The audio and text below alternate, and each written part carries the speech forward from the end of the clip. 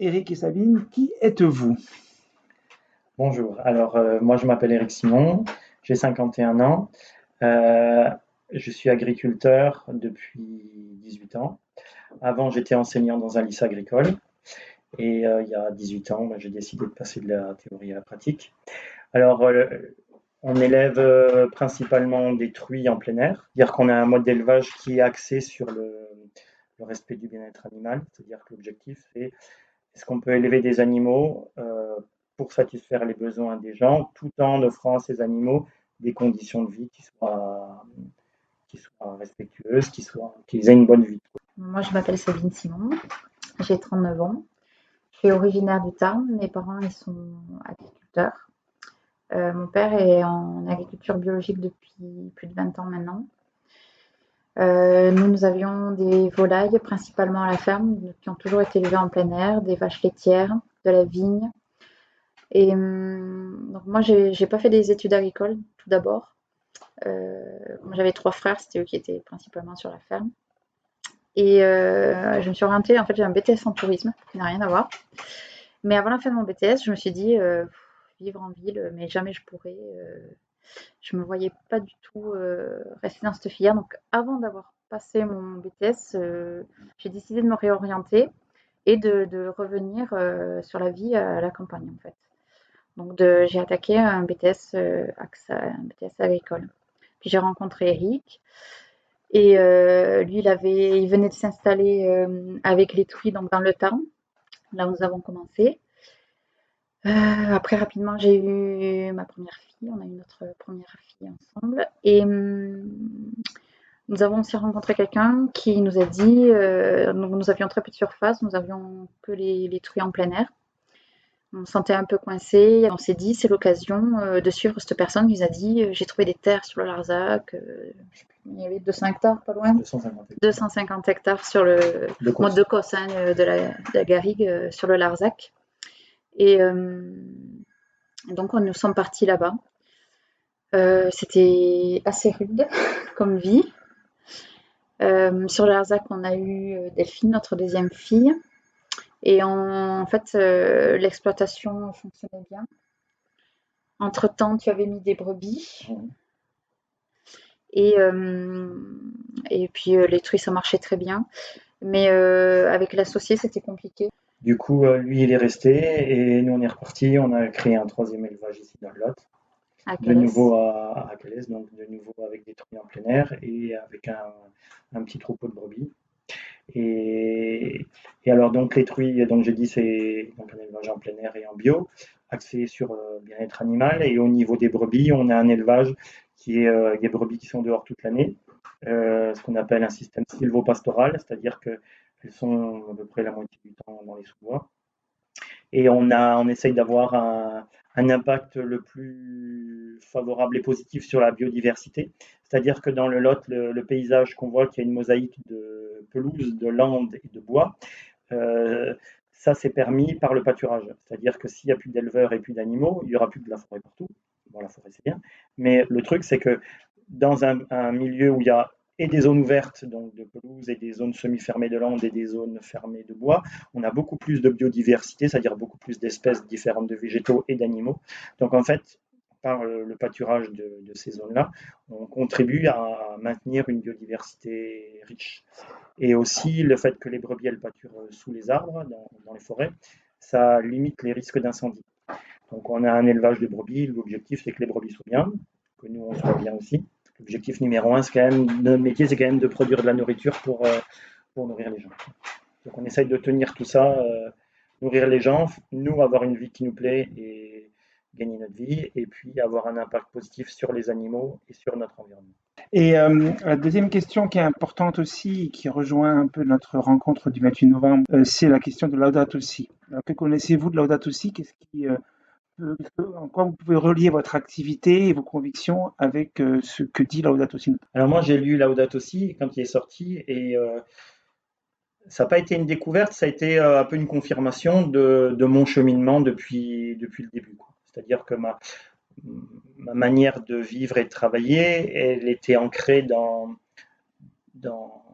ce souci donc de la nature, mais ancré dans une approche liée à l'Évangile et liée aussi à François d'Assise. Donc, j'ai retrouvé en lisant Laudato Si des choses alors, ça m'a permis d'aller plus loin aussi, mais ça m'a des choses qui confirmaient un peu mes intuitions et mes convictions. Et voilà, donc j'ai trouvé ça intéressant. J'ai trouvé intéressant aussi le fait qu'il lie la crise écologique avec la crise sociale. Parce que nous aussi, ce qu'on vit dans notre métier, c'est que c'est pas.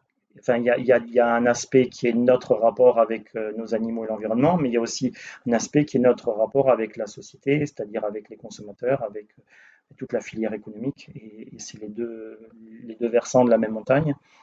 Et ce que j'ai trouvé aussi intéressant, c'est que le point de départ, puisque Laudato Si, c'est Loué sois-tu Seigneur, c'est que le point de départ, c'est la louange et l'émerveillement. Et moi, mon point de départ dans mon rapport à la nature, c'est l'émerveillement, de dire la nature est belle et donc on a envie de la préserver parce qu'elle est belle et que c'est merveilleux de vivre au milieu de la nature.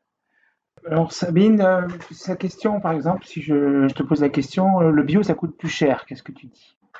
Ce que la plupart des gens vont observer, c'est-à-dire que, donc, en tant que consommateur, c'est que oui, le bio, c'est plus cher.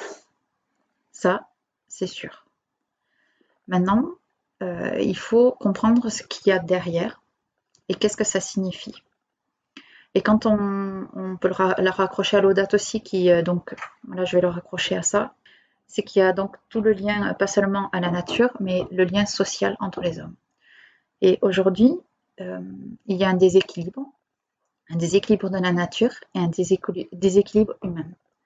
Et le bio, il en vient à ça dans le sens où le but, c'est de rééquilibrer le lien entre la nature et les hommes.